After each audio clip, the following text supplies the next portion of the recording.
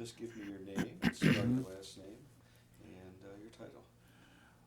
I'm Steve Stone.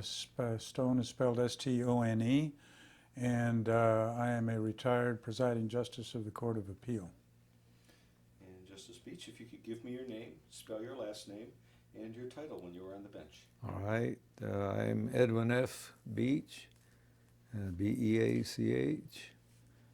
I was an associate justice of the Second District Court of Appeal, Division II,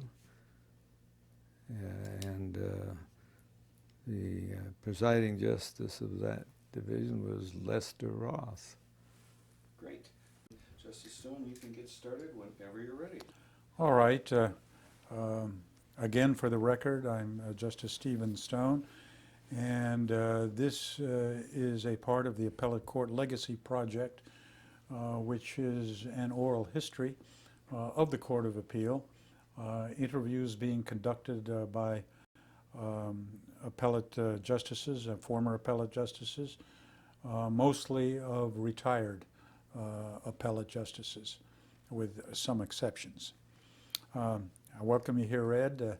Thank you. We have known each other for longer than probably each of us remember. That's probably but true. It happens to be 46 years.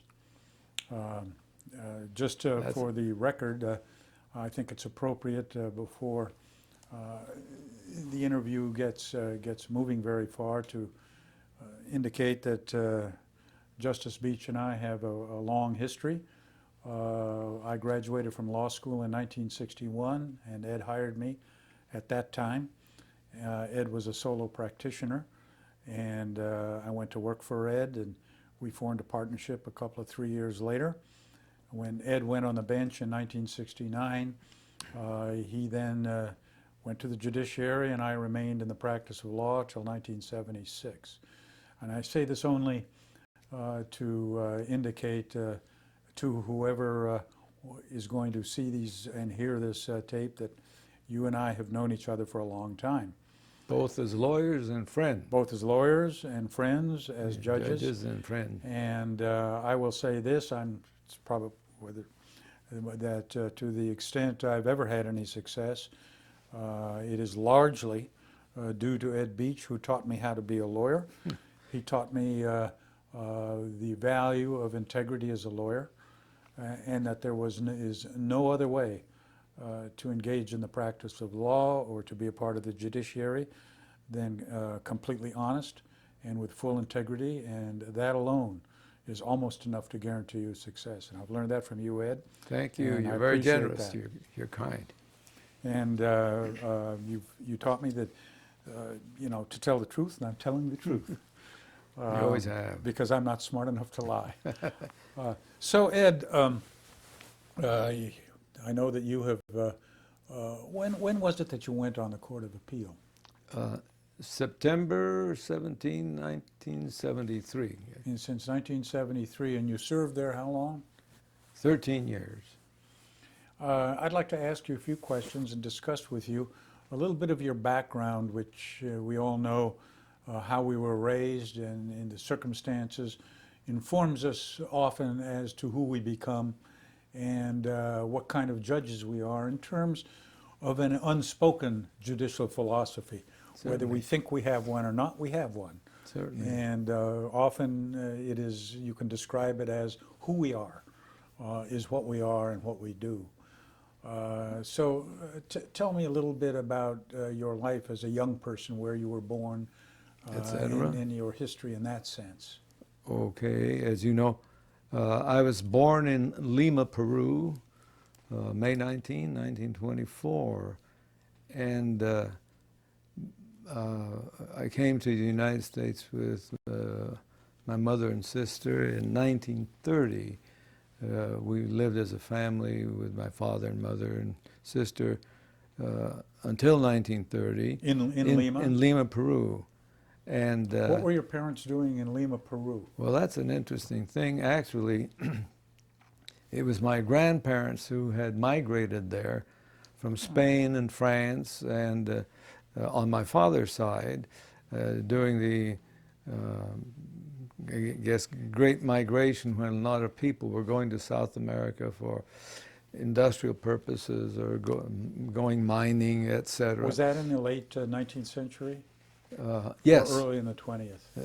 late Late 19th. 19th? Yes, my parents, grandparents.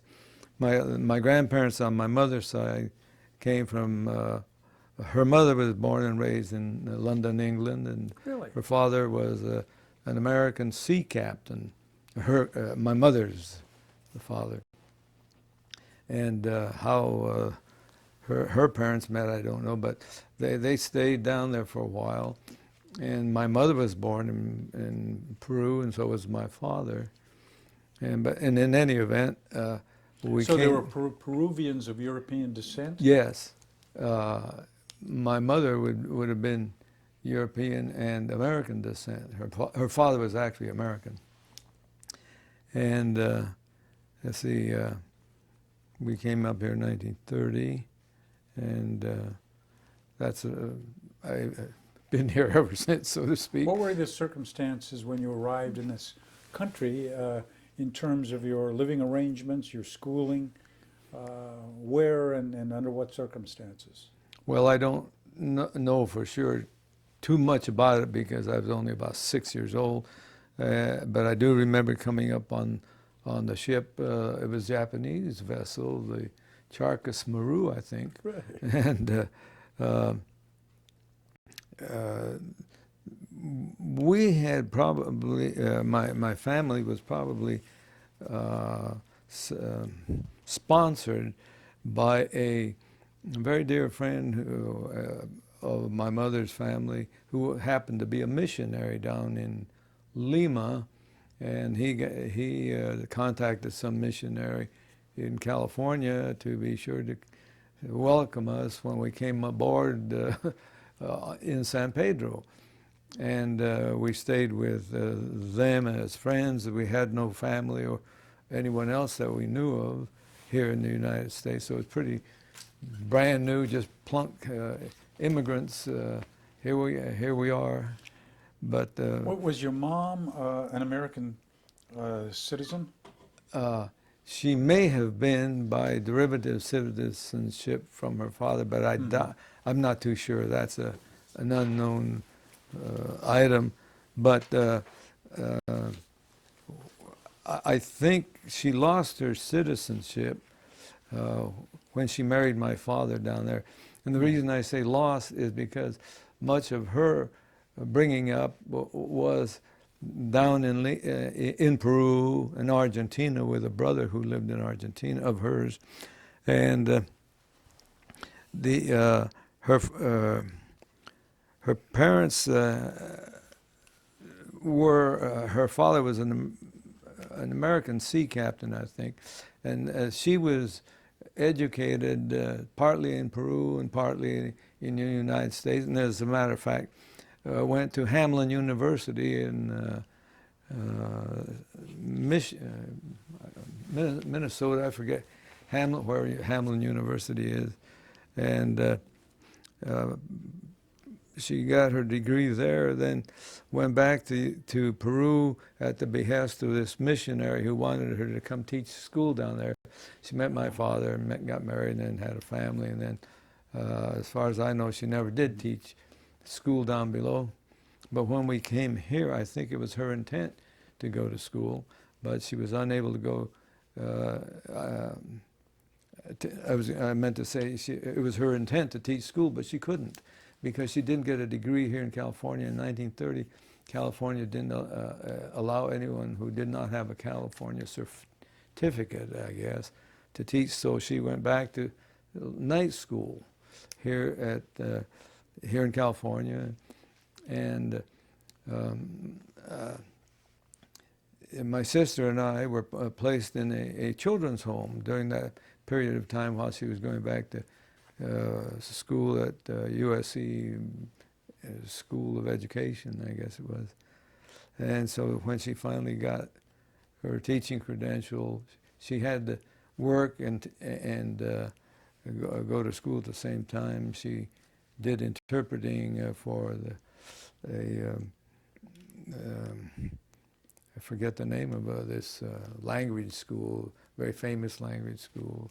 Berlitz? Berlitz, yes, here in California. Anyway, so when she finished that, she obtained a job and was able to get my sister and me back living with her regularly. So we spent 4 or 5 years at this children's home in Sierra Madre, and After that, was it Pasadena where you? then grew up? we went right to Pasadena where she obtained employment, and Now- then I went to the schools in Pasadena. I had gone to elementary schools in Sierra Madre, close by. Now, I understand that. All right, and we are ready. Now, I understand, Ed, that if I recall correctly, one of the trustees of the children's home where you were was a judge by the name of Park Stillwell. Is that correct? Parker Wood. Parker Wood. He was indeed. You have a good memory. Parker Wood was a trustee of the little church. The church had some kind of an organization called the Plaza Community Center, and they tried to do good works for orphans and poor people, and etc. And it was through this friend, this missionary friend, who happened to be a good friend of Parker Wood, Dr. and Mrs. McCombs, who were friends of Parker Wood, and they introduced me to him. Not until I came back years later from the Army. I didn't get a chance to meet him until much later. Was he of any influence to you in terms of your career, or if not future career, in the law? Not directly, but perhaps I remembered after I came back from the Army, one of the members of the Plaza Community Center that was the organization that Parker Wood was a director or chairman, introduced me took me down to see Parker, and I met him, and I was impressed with what a nice gentleman he was, how dignified and yet friendly and interested in talking with me and what my thoughts were. That sort of impressed me as, gee, going into the legal profession might be pretty nice. Now, you served in the Army in World War II. Yes. Now, you had an unusual assignment in the war. Certainly the only one I knew of. Tell me a little bit about your Army experience in terms of when you were involved with critters or animals. Oh, Weren't you with the what was left of the horses in the Army? oh, I'd forgotten. We used to have some horses and mules, and Right. That's where I became acquainted with horses and mules and learned You were to ride them assigned pretty well. You were assigned to a unit which dealt with horses and mules? Not particularly. I was assigned originally just to the Army, and then the Army was chopped up into different units, as you know, and I was assigned to a training unit that was to teach men to use all kinds of weapons in all kinds of terrain, mountains where you couldn't get a Jeep, or the prairie where you had to use a Jeep if you could, and in some of the mountainous and field terrain, they used horses to pull this or that. If we couldn't steal a Jeep somewhere to use. So I began my love of horses and horseback riding. I knew that you do love and did love and do love horses, and Yeah, and I were haven't done any involved with lately. them over the years. Right. Now you went to USC Law School. Is that correct? Yes. And What years were you there? 1947, 48, 49, 50. Yeah, the 3 years. Yeah, when did I go into law? Yeah, the end, the fall 50 of 47 Okay. to June of 50, 51, something. June of 50. Okay. Right Now, Excuse me, can I take a recess? oh, sure. I'm rolling again, and all Okay. ready to tap. Now, after law school, I was reading some of the material, and I knew this in any event, that you worked for a while at Port Hueneme Yes, as a civilian employee of the naval base. that's right. What is it you did there in Counted, preparation for the law? counted nuts and bolts There you go. and learned to count. That's about it. We worked in some kind of a supply department because I didn't know if I'd passed the bar. Didn't. Fortunately, What took you from Pasadena to Port Hueneme? Oh, the most important part of my life we kind of glossed over. Before graduating from law school, in my second year, Janet and I were married. I married Janet Freeman of Pasadena. Her dad was an automobile dealer there.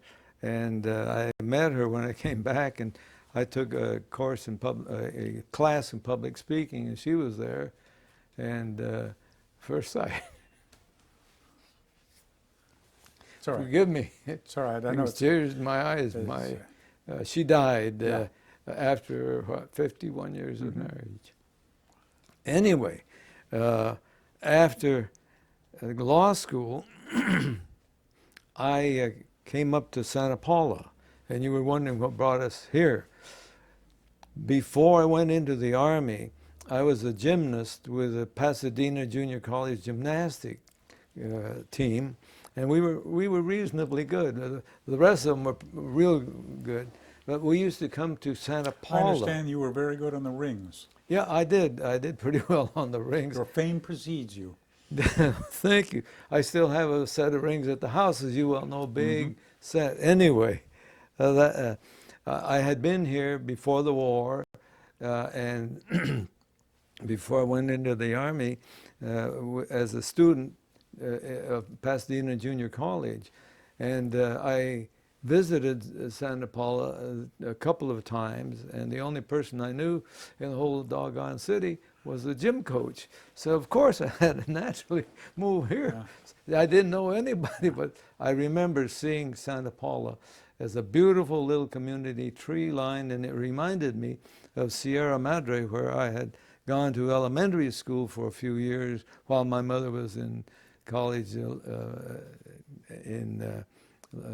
USC. And Sierra Madre was a beautiful little town, still is for that matter, close to Pasadena, Altadena there. And Santa Paula reminded me so much in the quietude. And as you know, when you were Yes, it was. moved it there, was charming, and it was. It was much like in the series, the Twilight Zone series. Rod Serling often wanted to capture the peace and quiet of a small town, and it always looked like Santa Paula. Yeah, right. But I know. So you worked at Port Hueneme while you were waiting the bar Waiting results. for the results. And they, as a matter of fact, I was working at Port Hueneme, and this was in 1950, and it was the middle of December, I think. And I didn't know whether I'd pass or didn't pass, but some friends called up, told Janet, or told my mom that I had passed, and she called Janet, and but they couldn't get through to Janet, but the bar committee said, called up and reported it to the Star Free Press, and the reporter called Janet, and they called me, and they said, hey, three of you guys from Ventura County have passed the bar, and the superintendent out of Port Hueneme asked me, now, does that mean you're a bartender now? I said, no, I won't be that lucky, or something like that. Who were the other two? Nagal Fujita and Fred Farrow. I remember. I knew Nagao he worked with you at Port Hueneme, didn't he? No, he didn't work with you. He didn't. But I knew that he was of your class in Ventura County, in Yes. terms of passing the bar. Right. I didn't know it was Fred Farrell. Fred Farrell was the third one. So you started a practice in Santa Paula, a solo practice? I went immediately home when they called me to the telephone there at Port Hueneme. I turned in my smog to the manager of the department. Said, "Thanks, Al, or whatever his name was. Appreciate you being nice to me. I'm quitting because I passed the bar, and so I'll be going home." Went right home, and I had met. In the meantime, I had come to Santa Paula looking over, and just in case I should be lucky and pass, I met some of the older lawyers, and one of them, Arthur Blanchard, who was very kindly gentleman, and his wife had kept in touch with us, and they knew another lawyer, a man by the name of I. Parker Vesey, who had been a lawyer for the Southern Pacific Railway, and he Arthur said, when he knew I had passed the bar, he said, "Well, here's a place where you might be able to have a chair and a desk. Mr. Vesey doesn't use the office except once a week on Thursdays, and Thursday afternoon it was sort of a vacation for him." And sure enough, Parker Vesey said, "Sure, use my office till you get yourself organized and get some money." And so I did for about a month or two, and I made a sign. I meant to bring it. I made myself a nice sign that I lettered myself, and I still have it. What did it say? Edwin F. Beach, attorney at law. And it was about a foot and a half long and a few inches high, and I was very proud of that. Eventually you shared a building with Blaine Romney, didn't you? No, I never. Oh, yes, I beg your pardon. In between that building, there were a couple other offices that I did share with Arthur Blanchard to begin with. Then I had a couple of my own while Blaine was building a building, which I eventually of which I became a tenant, and you and I started our partnership there. We did. Now, during the period 1950 to 1961, during that period of time, you became a justice of the peace, didn't you? Yes. Tell me a little bit about that. Well, the official title wasn't Justice of the Peace. Justices of the Peace were done away with by a constitutional amendment, so they just called them the Justice Court. But it amounted to the same thing. And everybody used to say, "Oh, you're the Justice of the Peace," and sure. But that's what it was, the Justice Court, the lowest level of judiciary, the first level of judiciary, and that the level of that court was in every county there would be either a district, or if there wasn't a big population, there'd be one justice of the peace for the whole county. Here in Ventura County, there were two or three, one in Ventura, one in Santa Paula, and one perhaps in Port Hueneme. It was Port Hueneme. And at that time,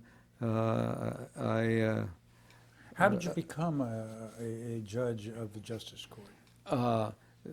My friend, mutual friend Blaine, and his partner Hugh Gallagher, and some other people around said they'd like to see a lawyer because the only other person that might be running would be Alice McGill, who was rather elderly at that time. She had been an attorney, but had not practiced at all to speak of in Santa Paula or Ventura County. She was about, I think, a 1913 graduate of USC Law School. One of the first. Yes, very nice, decent lady, but sort of had not done any trial work or legal work at all. And they said that she had been a good city court judge. There was such a position, and but they wanted someone who would be a little more knowledgeable, so they induced me to run, and I was. Did you run fortunate. against Alice? Against Alice, and but we became friends. She was very courteous and nice. She was. You and I both tried cases in front of her later. Yes, we did, and that was my first judicial position. Did you enjoy that? 1958. Yeah, I enjoyed it, and it was fun, and the circumstances of holding court were a lot of fun because it was, as you may remember, in the agricultural right. building. Half was the agricultural building, and half was the half of the building was the court and the court secretary and the court chambers. And I remember that when, well, it was true, wasn't it, that when you had a jury there, you had to leave the building because there was no room for both the jury and the lawyers. We had to step outside. Oh, that's right. The lawyers would have to step outside. The holding sessions there was pleasant, enjoyable, and I enjoyed. I've always enjoyed what I've done. I've been happy with the law, as an aside there, but it was amusing sometimes because the train at that time still serviced that agricultural building. They would stop and get fruit that had been fumigated and so forth, and so the train would come chugging in, making a lot of chugging noises and blowing the whistle right in the middle of a trial. So we'd take a recess for maybe half an hour while they unloaded commodities from the train.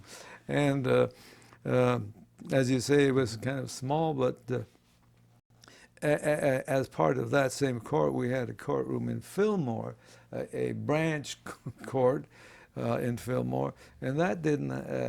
That was kind of fun to try cases over there as a judge because the same cramped quarters obtained over there, and to add to the indignity of it all, there was no restroom for the jury to use. So when the jury wanted to go to the restroom, the bailiff would line them all up, walk them half a block to the corner of the Union Oil station.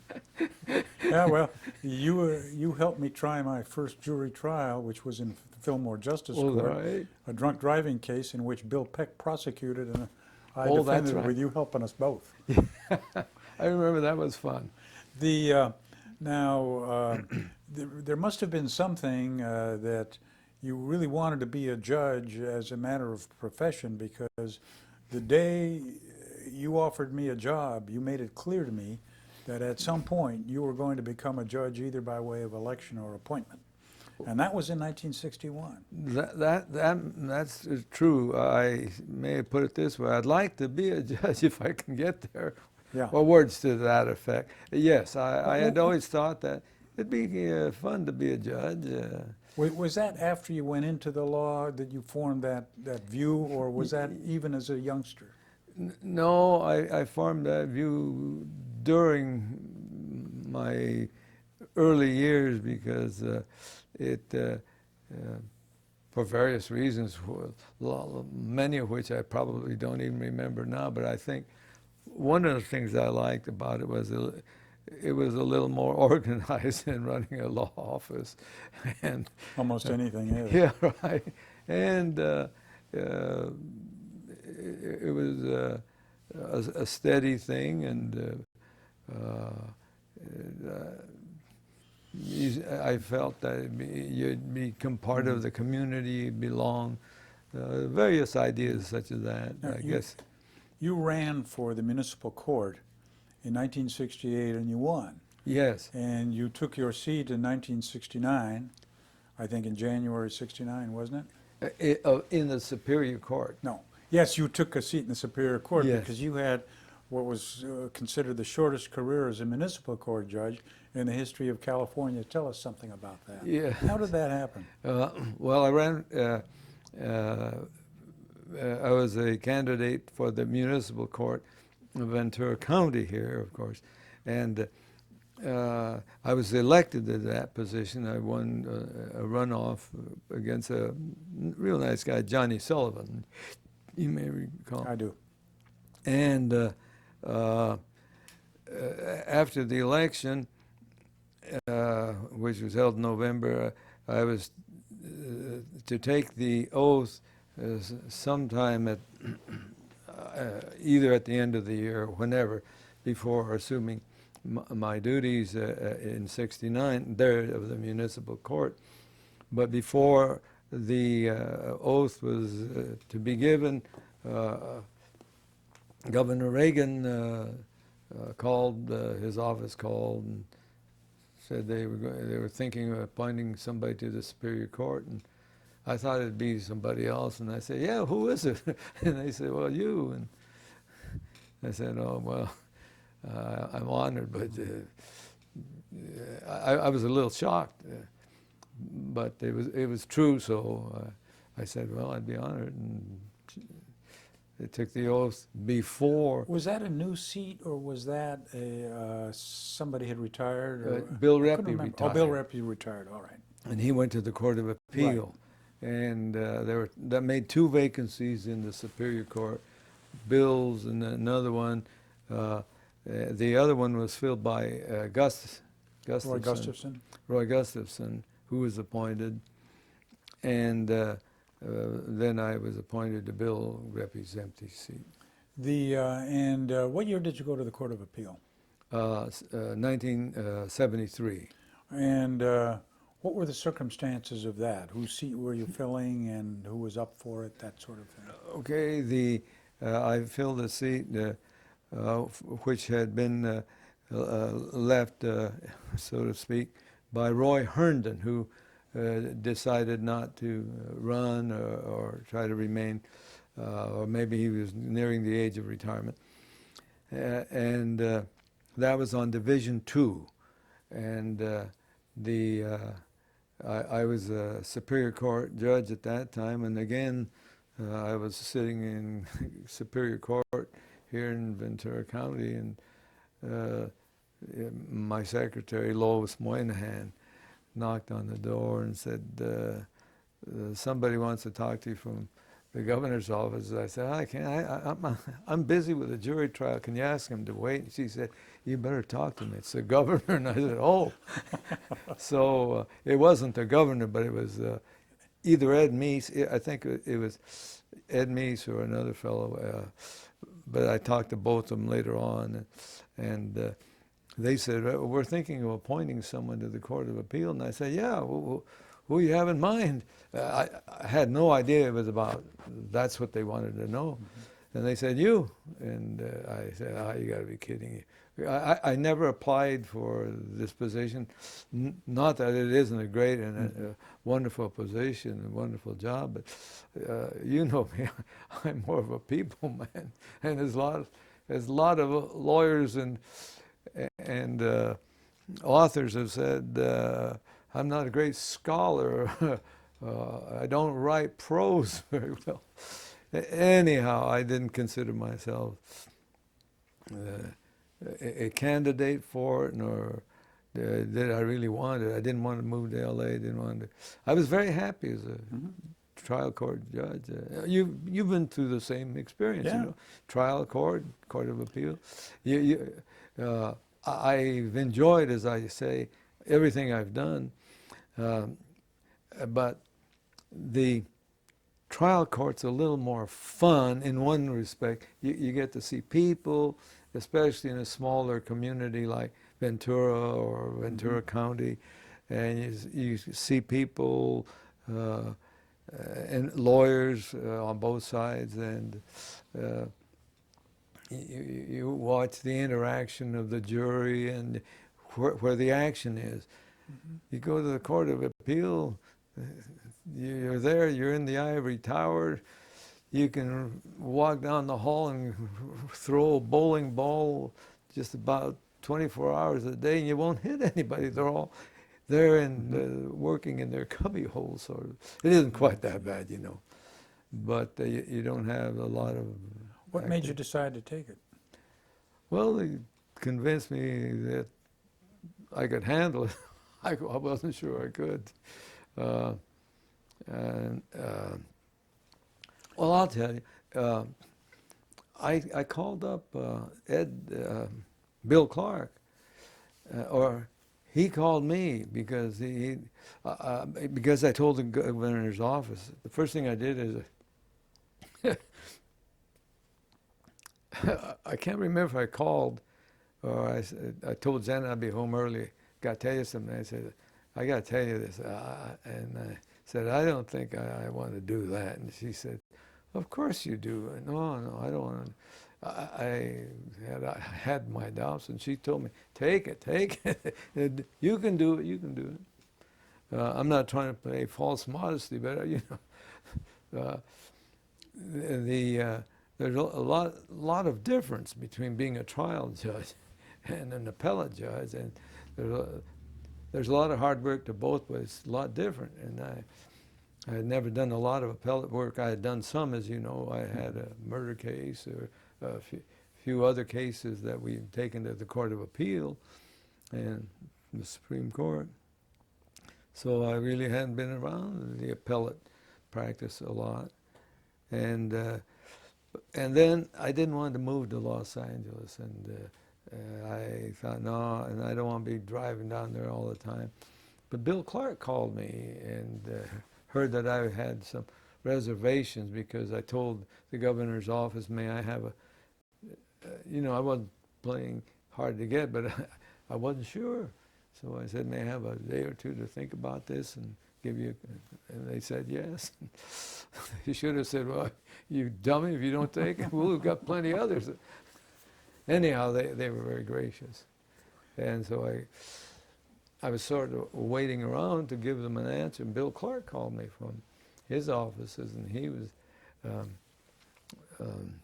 up in Shandon, or one of his ranches at the time, and by then, when he called me, he was a justice on the Supreme Court, and he told me what he did when he was appointed to Division I, I think it was.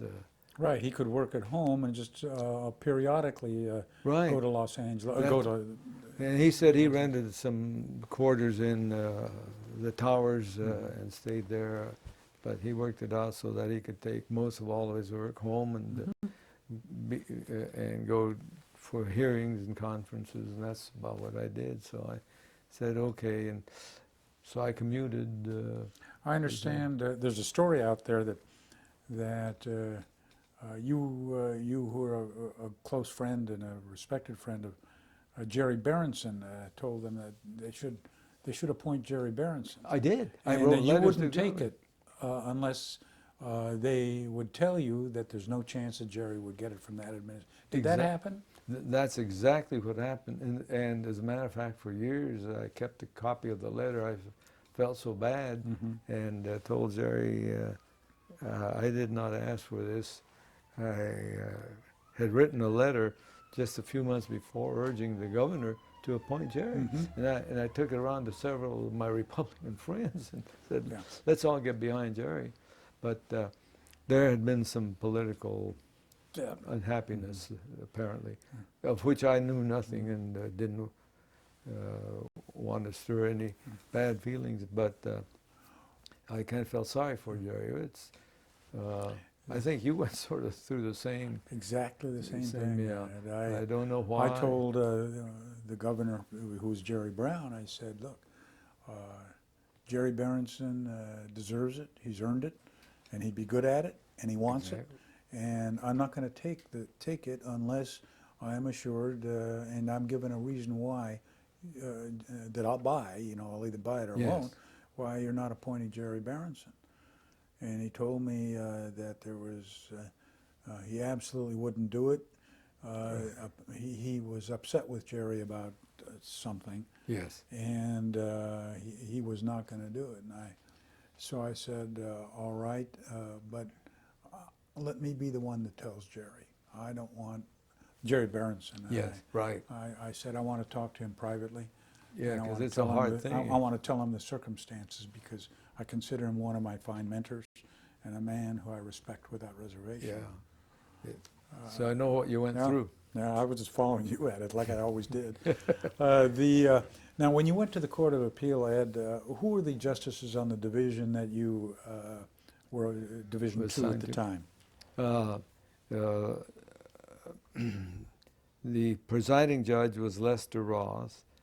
The assistant presiding judge would be Macklin Fleming, and Buck Compton, with whom I became very good friends. And the seat, as I say, that was vacated was Roy Herndon's seat. And Had you known those three justices before you assumed the bench with them? no, not at all. But I learned to admire them, respect them, and I really loved Lester Ross like a father. Tell me a little bit about your relationship with Lester.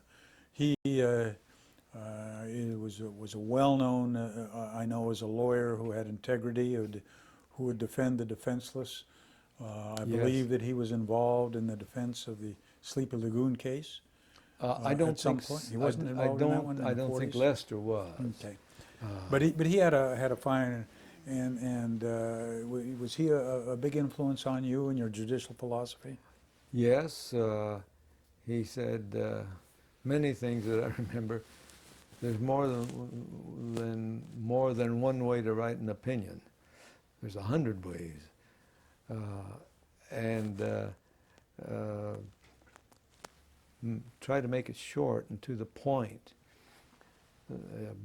But he was explaining that he couldn't give me the secret formula to how to write an opinion. I had to learn how to do it and make it fly and make it good. Number 2 was keep it as short as possible. Number 3, if you don't agree in this division, we disagree, but we do so agreeably. You don't have to write against your fellow judge. And we got along famously. We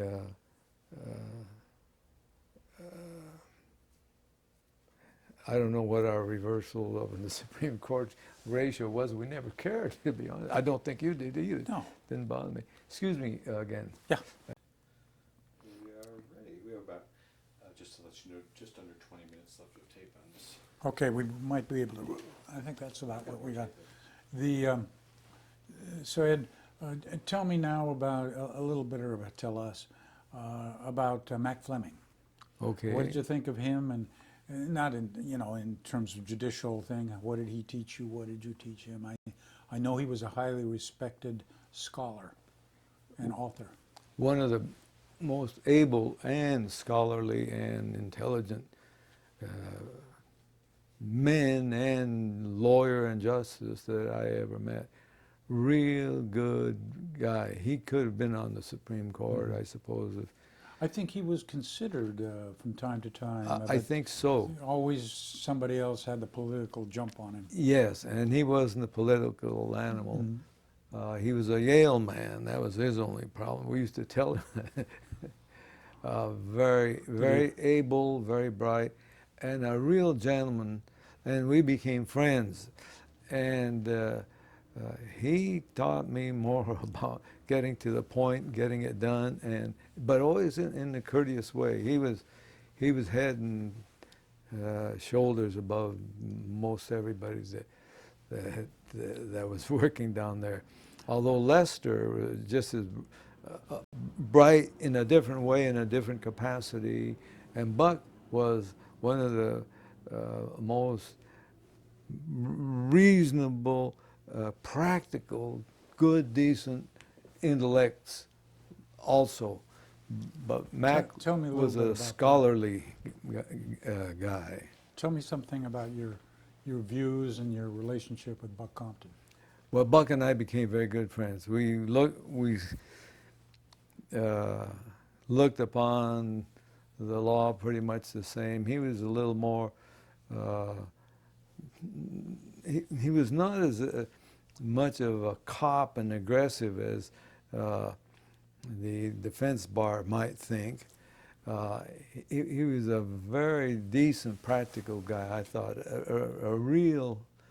He's one of the members of the famous band of brothers about whom the book has been written and about whom this movie has been made. And he was a real hero, but a very low-key guy. Doesn't think of himself as a hero, down-to-earth guy. And he and I had much the same kind of outlook on life and experiences of judging something because we didn't come from families that were wealthy and connected. Not that everyone else was, but or did, but he was about 3 or 4 years older than I was. The real athlete. He went to UCLA, but he would comment about the same things that I would sometimes worry about, and I'd go to him and say, ask him something about, well, why are we worrying about so much about this law or that law, and how are we keeping the public safe? And I remember one conversation. He was a very practical guy, and he said, well, I know, Ed, we can't do it all, but we're just keeping the lid on things, if nothing else. That's what the law does, just can't enforce everything. He certainly was that, and he was a gentleman. Oh, yeah. I must say this, when I went to the Court of Appeal, he came to me when there was a dispute about where we should sit, and some of these other things that were just, he came to me and he said, Steve, you're the presiding justice of this new division, and it's just, you ought to make these calls. Don't let my colleagues push you around. Just because they do it in LA a certain way, you don't have to do it. You do it your way. Yeah, that'd be Buck. And if yes. if you have any questions or any doubts or anything else, you call me up and we'll talk about it. Yeah. And I did, and he did, and he Really? gave me the most wonderful practical advice in terms of running the division, approaching opinions, and we never became friends because we didn't see each other that often, only at meetings. And as we know, he was up there on his island a lot. Mm-hmm. And but I would pick up the phone and call he and Bob Pooley up in Sacramento. Oh, yeah. There's another good Now, guy. those were two people who had very different political philosophies. But I must say, our judicial philosophies were not that dissimilar. That's right. But I'm glad to hear you say and I about admire that Pooley. about your colleague, Buck Compton. Yeah. And I think you were very fortunate to have a fellow like him I thought as so a colleague. And that'd be just like Buck. And he was sincere about it. He wasn't trying to rub you up the wrong way or He didn't know how to butter you up. Yeah. That was not Buck Compton. If he tried, he would fail because he was had far too much integrity and sincerity. Yeah, he was just a plain old guy to himself. He thought that's about himself. He was just another one of the gang. And did you? So you, from what I'm hearing, you felt very fortunate to have those three men as your colleagues. Oh, I thought, gee, boy, what an experience. And I was a low man on the totem pole, really. But they taught me a lot. But another man came on by the name of Don Gates. He was a bright guy, and he had done a lot of writing as a research lawyer for the division, and he could write real well. And after Mac left, I used to go kind of on tiptoe into Mac's office and after I submitted an opinion, because Mac would tell me, well, why don't you tighten this phrase up and do this, always in a nice way. And if the case wasn't worth monkeying around too much, Mac would look at it and say that's okay, that's fine, sign off. With Don Gates, I did the same thing, and he had a lot of practical experience in what would fly and what wouldn't fly, especially, let's say, the public defender's office or a lot of the defense lawyers. He had been Writs attorney and Wasn't he the head of central staff for a while? yes, I that's think he right. did. That's Before Dolores took over, whatever her name is. I think he went from running the central staff to the Court of Appeal. Yes, he went directly to the seat, Mac's Fleming's seat when Mac retired, and he was a bright guy, and very very quick to discern what was the real problem. Not that the others weren't, but I always remember he had a good, strong ability to say in good, terse terms what the problem was and what the remedy should be. Let me ask you about, ask you to discuss, there was a case you wrote which was widely, had wide publicity and was and is widely respected, the Bouvier case. Yes, widely respected, except in some circles. And one of them was, I was reading in this notebook that we all received. Excuse me, I didn't mean to interrupt you. No, I want you to know what. Yeah, the Bouvier case. Yeah, because I personally haven't run across anybody who has significant disagreement with it. Well, the first well-known for the legacy, what was the case about? Oh, it was about a young lady who was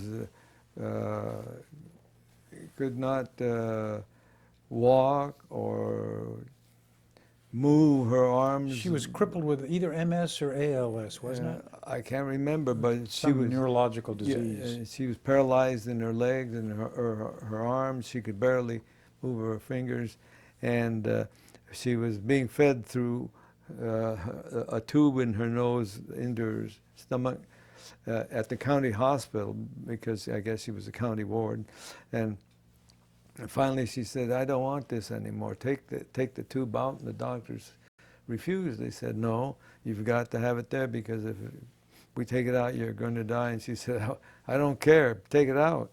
And so they didn't, and so she got hold of some lawyers, legal aiders. Some group assisted her in her petition to the courts, and we held that she had the right to have the tube removed, that the doctors and the hospital did not have to say the decision-making power lay in her hands alone. That's what you decided. Yes, and that was a hard case to write, and if I had it to do over again, I wouldn't write such a lengthy case, because there's only one thing. And I read some of the criticism, and I say, yeah, they're right. I should have just said, this isn't the reason. I shouldn't have gone in and explaining all of these terrible conditions under which she was living. The only thing that was important is who has the right. The one thing that was important was, is she mentally competent to make that decision? That's all. We all, I guess, the trial court and everyone said she was mentally competent, but she had all of this other debilitating condition. She couldn't turn. She had to be turned every so often. But there were nuances, weren't there? For instance, if the doctor, if she couldn't pull out her own feeding tube, Mm-hmm. a doctor had to do it. Somebody had to do it. Is that the crime of assisting a suicide? No, because he shouldn't have put it in the first place if she didn't want it. Yeah. But did she consent to it or not consent to it if he put it in? That's a good question. That's I don't know the answer. I had a similar issue. I can't remember exactly Did how you? it came up. I was a trial judge, and the Supreme Court hammered me, Was that right? as they do from time to time. But these are interesting issues, and I personally, and many of my colleagues who are smarter than I am, think you believe that you wrote a seminal, important opinion. Well, it became that. Looking back on it, I appreciate your thoughts. And Was there but controversy within with your colleagues about it? Was it no, we were all, you're all and several other divisions that had similar, but not exactly the same cases, but just one degree short of it or what have you. Jimmy Hastings, who's a real decent guy, oh yeah. he had a case similar, and I quoted his case in the Bouvier case, and most of the comment was in favor of our decision, but Bishop Mahoney, he took me to task. He said, this is a slap against all of the people who can't, who are semi-paralyzed and they're not respected, and it says that they're not worth living and all of that. We didn't say that, you know. That had to be implied, but I guess that's why I would make my opinion much shorter this time. I just say she had the mental capacity. It's her decision to make. Yes or no. It's Doesn't not a- matter what the other circumstances are. Well, I read in your opinion, and I think a lot of people did. It isn't a question of right and wrong. It's a question of who has the right. Yeah, exactly. Because some people have the right to be wrong. Right. Correct. So, but that was the best known opinion that I wrote. There are several other opinions written by the others that are just as important. But that became part of the ongoing right to die question and discussion. It's all of us can come up with scenarios that are more difficult, and because at some point you get into a conundrum where one's rights clash. Yes. And then you have to look at and it gets hard, and many people admire you for making that tough decision. Well, thank you. It was if you had to do it all over again, would you do it all over again? And I'm talking about the law. The practice. Your career is Oh, you from bet. start to finish. Is there anything about it you would change? Probably if I could stop and think, there are probably a lot of things that I did that were dumb. But overall, I exclude all of those things. Otherwise, none of us would do it. no, I've been happy in the law. I've enjoyed, like when I hired you, then Lyman and Phil. That was a happy little gang there. Oh, yeah. And, we got along well. It was, Absolutely. the town knew us, and we knew the town. And it was before computers, which I still do not know anything about. And my son Tom, he enjoys his practice, but he works hard. He works hard as well. And there's a lot of people say now, Ed, and perhaps I'm I don't want to get into good old days, and I don't mean to do that, and that's not my point. My point is, well, not my point, but I want to ask you. The practice of the law has changed. Oh, tremendously. And some people think not for the better. Exactly. What is your view, and why? Okay, well, I think the practice of law is an honorable, good profession, and a needed profession. And everybody should read Macklin Fleming's books about some of the problems. And a speech given by a man named Roscoe Pound in about 1916 or something like that. He jumped up on the lectern, and he was invited to speak before the American Bar Association. And of course, not to get off the subject, but the professors all said, one professor at Harvard said, "This is the speech that the flame that lit the torch and the light, and the light is going on, and this flaming sword of justice is going on to change the way we do things. But and the speech was about the dissatisfaction with the law, the popular dissatisfaction.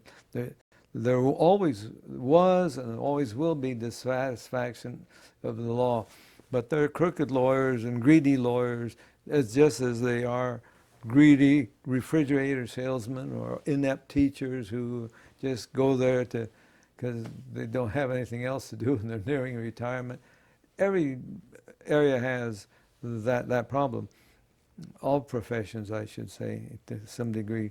But the law has a lot more because there is a lot more greed in mankind, in the American culture, and everything is in a big rush. And of course, the computer is here with us now. I'd be lost. But if I had to do it over again, I'd go into the law, but I don't know how well I'd get along because I don't know anything about computers. I don't like the mechanics involved, and there is a lot of just argument and over petty things, and we lose sight of what's the purpose of law. Purpose of law is to bring justice to the little guy and the big guy. And okay, well, as I was saying, there, and as Roscoe Pound said in his very famous speech, which is still good philosophy and well worth everyone reading it, that there's dissatisfaction in the law. There always has been, from the day one to the present, in some form or another. But that's due to many reasons. And now it seems to be more prevalent that the dissatisfaction with the law is a little more widespread. Maybe perhaps it's because it's modern technology comes along and and we have to deal with modern technologies and the procedural aspects, but also I forget what I was saying, but I think people, many people go into law want to make $1 million. Or it's become a business. Some people say it's become a business and not a profession anymore. Yes. Or more business than profession, I guess, is the way to put it. That's correct. But like you say, you ask, I'd go into it because if I were to do it all over again, I would. I made a living. I haven't become rich, but I've had good partners, good office. We were lucky. We were in the small town of Santa Paula. You have an absolutely excellent reputation as a gentleman and a person who always reduced the adversarial nature of what we do, so the gentleman can debate and disagree without being disagreeable. Yeah, thank you, Steve. You're kind. You are. That's one of the many important things that I was taught. You don't have to growl and bark and sneer and snort. That's what you're very kind. You don't have to be unpleasant to get your point across. And winning isn't everything. It's getting the feeling that justice has been done by what you help accomplish. Yep. Yeah. Is there anything you'd like to add before we... No, it's good to see you again. Nice to I see you, Ed. appreciate your patience. Oh, no, and it's just... the way you asked the question. I was looking was forward good. to the day today so I could see you and chat about things. You